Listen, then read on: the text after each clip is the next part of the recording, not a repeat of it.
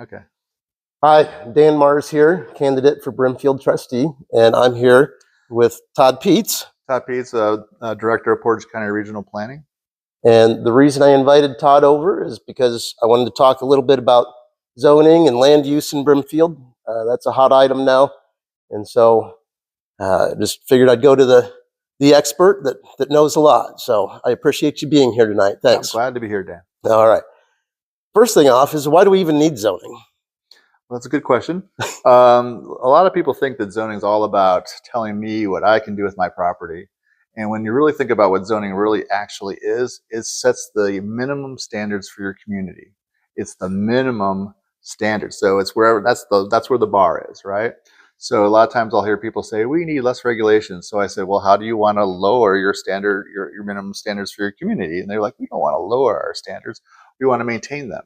The other thing too is people say that zoning tells me what I can do, what I can and can't do with my own property, which essentially is kind of true. But it also, more importantly, when you're making that investment where to live, or locate your business, or your family's locating a home, trying to find a home, what zoning does is allows you to also know what kind of uses can be around you. So you're not locating your home in the middle of an industrial park. You're not locating your home next to, it could be a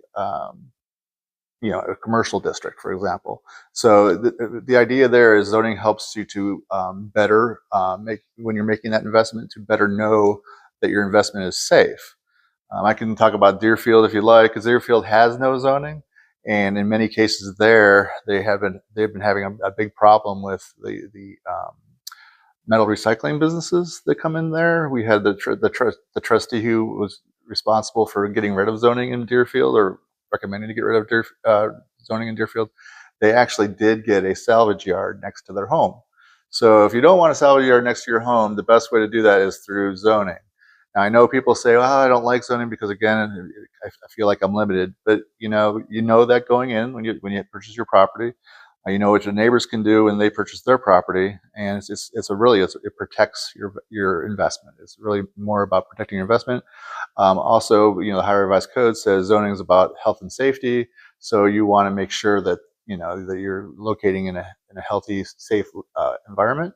So that's another reason why zoning exists, and again, it sets your minimum standards for your community. Right. Now, what about enforcement of zoning? I know a lot of times people have complaints that, say, a neighbor has too many cars in their yard, or the grass is too long. Mm-hmm. Is there a whole lot that the township can do about that? Yes, there is. There is. The Ohio Revised Code does allow for a township to have zoning that requires you to have current license plates on your vehicles, that they're in current working order, that they're not abandoned, or they're not in disrepair.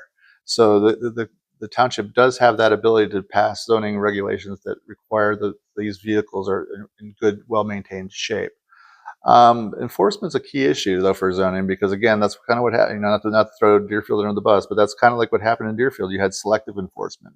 You had people like the zoning inspector at the time, who his friends were, they kind of looked the other way. Who was not friends with, they got the restrictions. And so if you have your zoning is not being enforced consistently throughout, then zoning enforcement is not going to work, and it confuses people and actually makes people pretty upset.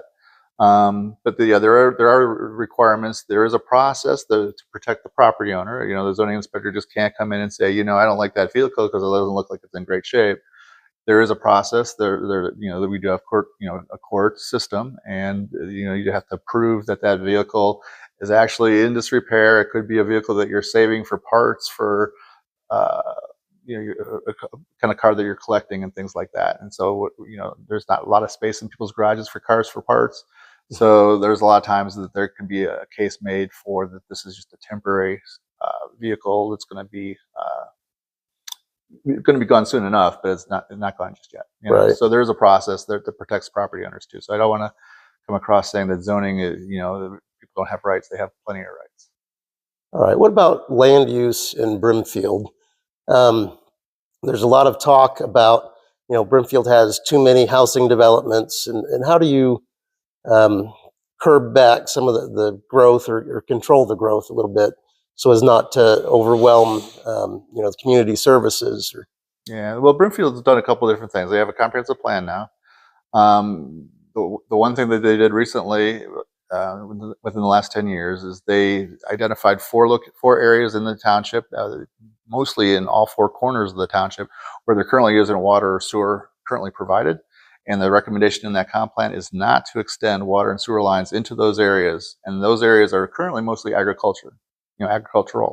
And by not extending the water and sewer lines there, that will keep them agricultural. You really need to have, if you don't have sewer, you're on septic, and you have to have so much acreage really to make that work. And Brimfield has a lot of hydric soils, which is high water table, so the soil is not really conducive for septics in a lot of areas. So you have to make a good space for that. So if you can keep sewer out, that's huge, and water as well. The more water you have, the better suited it is for a subdivision. The other thing that the township did probably about year and a half, 2 years ago, is they what's called planned residential developments in the township. Currently, they're required to go through a conditional use process, so that goes to the Board of Zoning Appeals. They set the conditions for that subdivision. And what they did is they said, your open space areas, your agricultural areas, and your R1 districts are all very low density residential districts, and they said there's no planned residential in those locations. So they removed certain areas from even being allowed to have a quote unquote a true subdivision. They could still have straight zoning, but those are larger lot zoning requirements. So they've done some things there. Even when you do have a PRD, you have to have a minimum of 50 foot of separation from all properties around the subdivision itself, which is nice. But 50 feet really isn't a lot when you look at it from the street. It's just looks like a road as wide as a driveway maybe, but they do have some separations for compatibility. Okay. I guess in your opinion, then, as a township trustee, what can a trustee do to make the most of zoning and specifically Brimfield? Brimfield's a growing community, right? It's rapidly growing. And, people would say because of all the commercial development we've seen on Talmadge, especially, I guess, west of 76 there. There's the town center area that I think has a great deal of potential to become something nice. I think I'm not a trustee, but if I was a trustee, if I could recommend to a trustee, I would focus on that town center area and make it, and try to think of aesthetic improvements there. And when development happens in that area, what could it be aesthetically pleasing to make it, a good, vibrant town center? It's kind of hard. You got the cemetery that kind of pushes back on the west side of 43. On the east side, you already got the firehouse, and you got a few commercial uses there. You got the school. You got some subdivisions in there. But there is probably a way to make that look nice. And I've talked with the property owner at behind the McDonald's, I think that's the Speedway there. There's a hotel that's going in a very small piece there, but behind there, I always thought they could do something like what they did, not the Brimfields of Hudson, but what they did with First and Main and Hudson, where you have retail on the first floor, maybe some office on a second floor, and build like an actual town center in that area. There's some street lighting kind of thing, concepts that could happen that would be nice. Signage treatments could also be nice. You also still have a lot of development on the north side of I-76, all the way to the Kent line.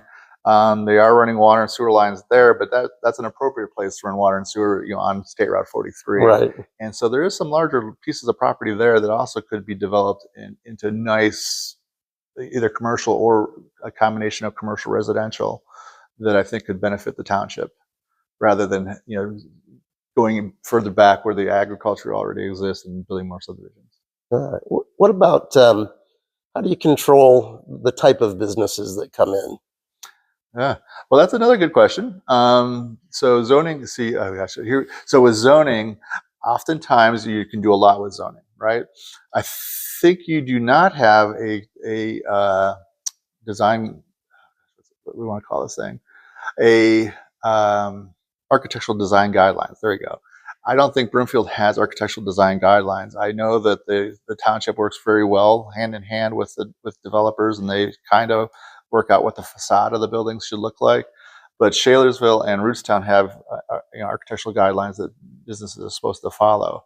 And so that's what's kind of siding do they put on the facade of the building, the type of windows or lighting or parking or where the trees are placed that can really enhance the look of a new development. Now, Shalersville and Rootstown haven't had a lot of new commercial development that really point to and say, look at that, it looks wonderful, but I wish they did. But if you don't have those design guidelines, you get kind of like what you have in Streetsboro. You get what you get. So a lot of times, one of the negatives about zoning is you really can't tell with zoning it without the architectural design guidelines. You really can't tell a business how they have to look. If you can't tell them how it's going to look, they can build however they want to look, and so you get the hodgepodge of development that you see in Streetsboro.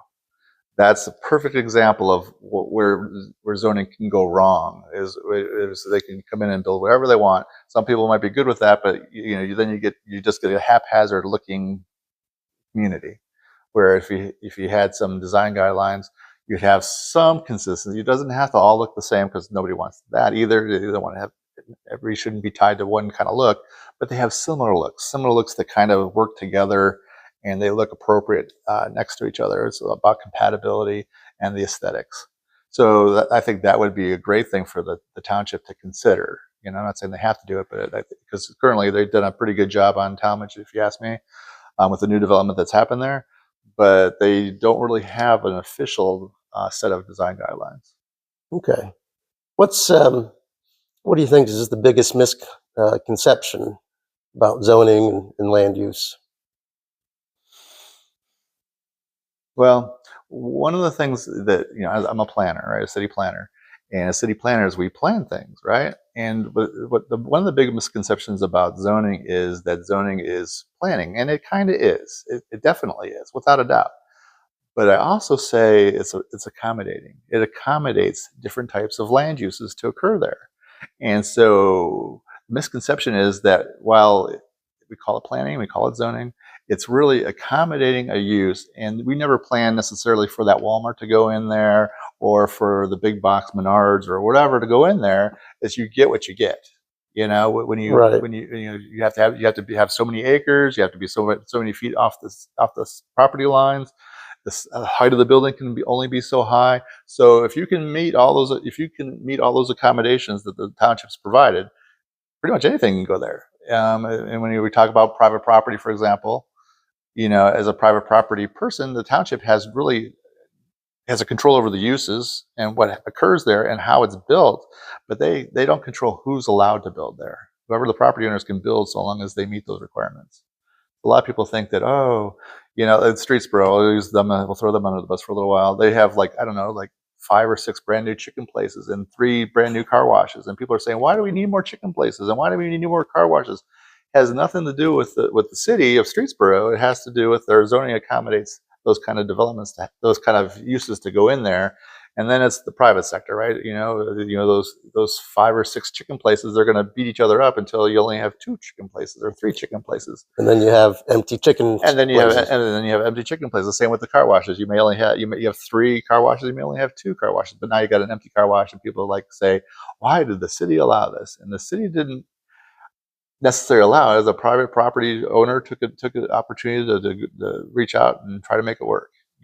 Right. Sometimes they do, and sometimes they don't work. It's just a fact of life. All right. Well, I really appreciate you coming out tonight and sitting down with me.